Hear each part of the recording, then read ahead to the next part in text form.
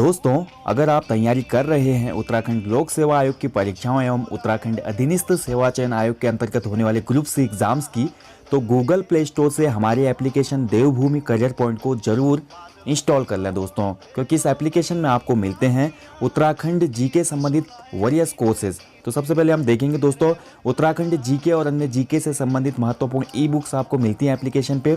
साथ ही उत्तराखंड इतिहास plus static GK का कंप्लीट कोर्स आपको यहाँ पे मिल जाएगा।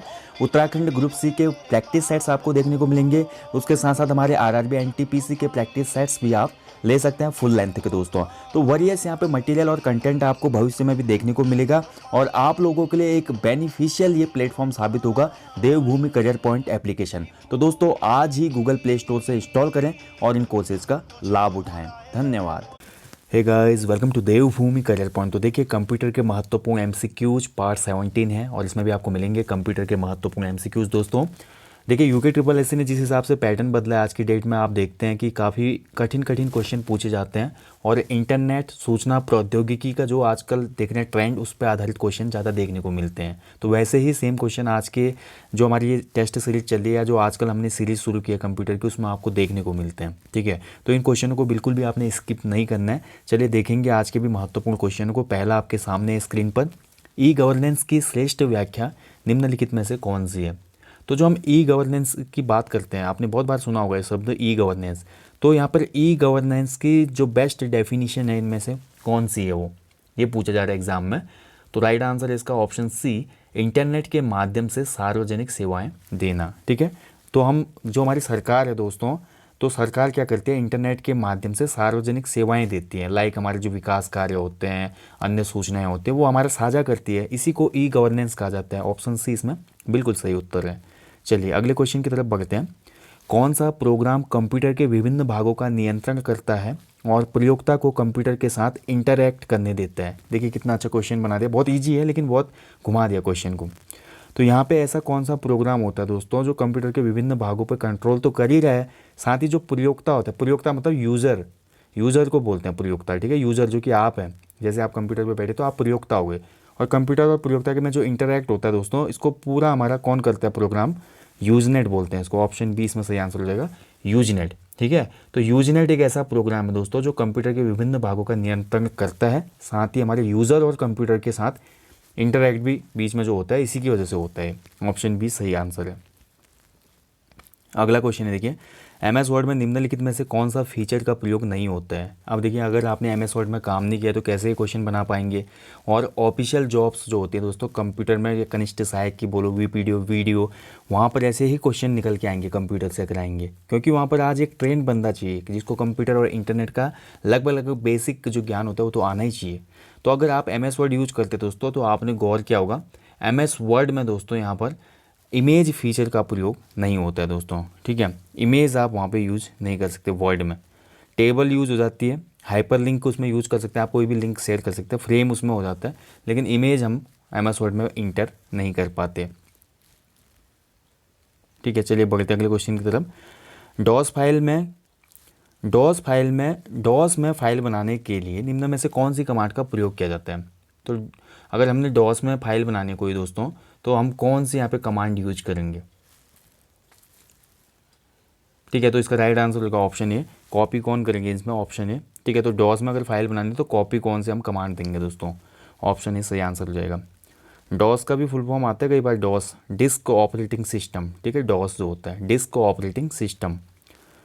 चलिए नेक्स्ट क्वेश्चन देखते हैं। डिजिटल कंट्रोल निम्नलिखित में से किस लेयर का फंक्शन है। बहुत अच्छा क्वेश्चन है। तो डिजिटल जो कंट्रोल होता है दोस्तों, इनमें से किस लेयर का फंक्शन होता है, कहाँ पे होता है।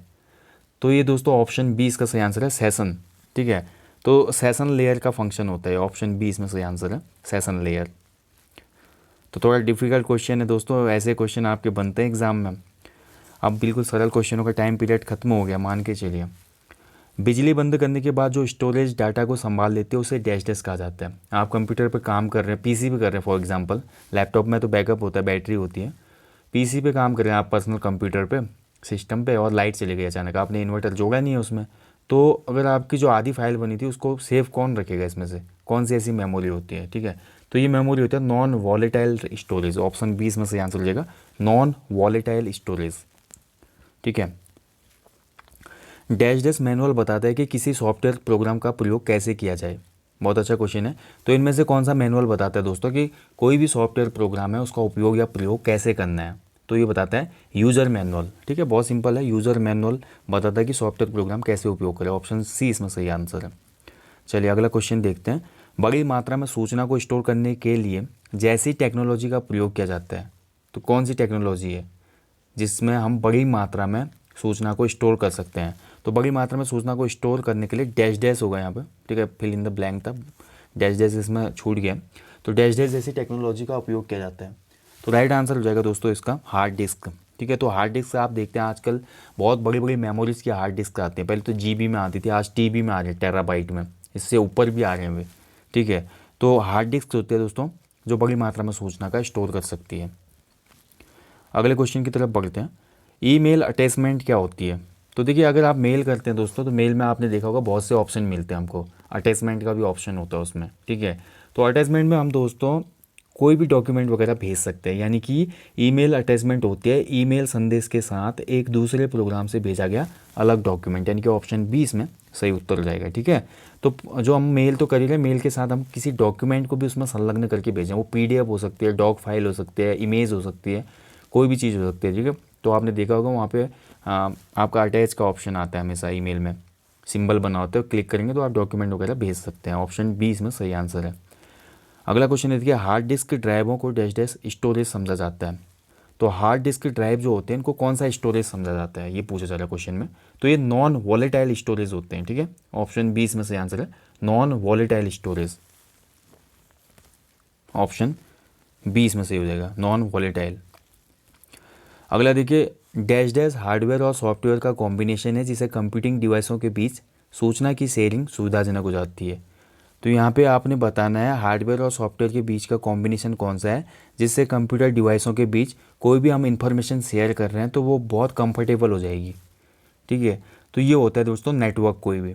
ठीक है, नेटवर्क अगर हम किसी भी यहाँ पे नेटवर्क होगा, लाइन संदेश से पता नहीं कहाँ से आ गया, इसको मिटा देते हैं, केवल नेटवर्क होगा यहाँ पे। ठीक है, तो नेटवर्क के थ्रू क्या कर सकते हैं दोस्तों, हम हार्डवेयर और सॉफ्टवेयर का कॉम्बिनेशन ही तो है नेटवर्क। जैसे सर्वर की हम बात करते लास्ट एक अध्याय में हमने बात की, तो नेटवर्क के माध्यम से ही दोस्तों कंप्यूटर डिवाइसों के बीच सुविधा जो होती है शेयरिंग की बहुत आसान हो जाती है। ठीक है, तो नेटवर्क हो जाएगा इसका आंसर, ऑप्शन ही सही उत्तर है। चलिए अगले क्वेश्चन की तरफ बढ़ते हैं। ईमेल भेजते समय डैश डैश लाइन संदेश के कंटेंट को दर्शाती है। बहुत अच्छा क्वेश्चन है। तो अगर आप ईमेल भेजते हैं ना दोस्तों, तो यहाँ पे कौन सी लाइन होती है जो संदेश के कंटेंट को दर्शाती है, जिससे हमें पता चल जाता है कि संदेश में क्या होगा? तो ये हमें किससे पता चलता है? विषय से। विषय यानी कि सब्जेक्ट। तो मेल जब हम लिखते हैं ना, मेल के नीचे सब्जेक्ट आता है। पहले तो हमारा मेल आईडी आता है सबसे पहले जिससे हम भेज रहे हैं, उसके नीचे हमारा जो हमारा रिसिपिएंट होता है उसका आएगा किस पे भेजना है, फिर हमारा सब्जेक्ट आता है दोस्तों, कौन सा सब्जेक्ट है। मेल जो हम पूरी लिखेंगे उसका एक विषय होगा, किस बारे में हम पूरी मेल लिख रहे हैं। तो सब्जेक्ट हमारे कंटेंट को दर्शा देती है। ठीक है, ऑप्शन बी। विषय भी आ सकता है हिंदी में, अगर ऑप्शन आएंगे तो आपको याद रखना है। तो अगला क्वेश्चन है देखिए, इसमें एक ऑप्शन ज़्यादा हो गया। ठीक है, तो ये ऑप्शन हमारा कौन सा होगा इसमें, चलिए देख लेते हैं क्वेश्चन फिर समझ लेंगे। निम्न में से कनेक्टिविटी का उदाहरण कौन सा है? तो कनेक्टिविटी का उदाहरण इसमें हो जाएगा दोस्तों, बताना आपने कि कनेक्टिविटी मतलब परस्पर जो हमारी कनेक्टिविटी होती है ना, सूचनाओं का आपस में कनेक्शन बोल सकते हैं, संबंध किससे होता है? तो ये हमारा इंटरनेट से हो जाएगा। ऑप्शन ए इसमें सही आंसर हो जाएगा, इंटरनेट। कनेक्टिविटी का उदाहरण होता है इंटरनेट दोस्तों। ठीक है, ऑप्शन ए बिल्कुल सही है इसमें। ठीक है, फ्लॉपी डिस्क 2 बार ऑप्शन ऐड हो गया तभी लग रहा है बी वाला, तभी 5 ऑप्शन है, लेकिन आपका ये जो आंसर है इसका सही वो ऑप्शन ए है। कनेक्टिविटी का एग्जांपल है इंटरनेट। बहुत सिंपल है, नो डाउट। चलिए दोस्तों, ये था आज कंप्यूटर के महत्वपूर्ण एमसीक्यूज पार्ट 17। जल्दी मिलेंगे नेक्स्ट टॉपिक में। और साथ ही दोस्तों 2 नवंबर से हमारा हिंदी का कोर्स भी शुरू हो रहा है। अगर आप इंटरेस्टेड है तो उस कोर्स में इनरोल कर सकते हैं। अधिक जानकारी के लिए हमारे नंबरों पर संपर्क करें, व्हाट्सअप मैसेज करें 9760040434। ठीक है, और इसके साथ साथ दूसरा नंबर है 7500010932। तो इन नंबरों पर आप संपर्क कर सकते हैं और साथ ही अधिक जानकारी प्राप्त कर सकते हैं। उत्तराखंड जीके कोर्स के लिए बहुत ज़्यादा मैसेज आते हैं, तो आपको बताना चाहता हूँ उत्तराखंड जीके का कोर्स हमारा एप्लीकेशन पे पब्लिश है। आप वहाँ से डायरेक्टली परचेज कर सकते हैं। जितने भी उसमें टॉपिक या वीडियो लेक्चर दिए हैं वो अनलॉक हो जाएंगे, जैसे आप पेमेंट करके सब्सक्रिप्शन ले लेंगे कोर्स का। तो ठीक है, चलिए मिलते हैं जल्दी। अपना ध्यान रखिएगा दोस्तों। जय हिंद, जय उत्तराखंड।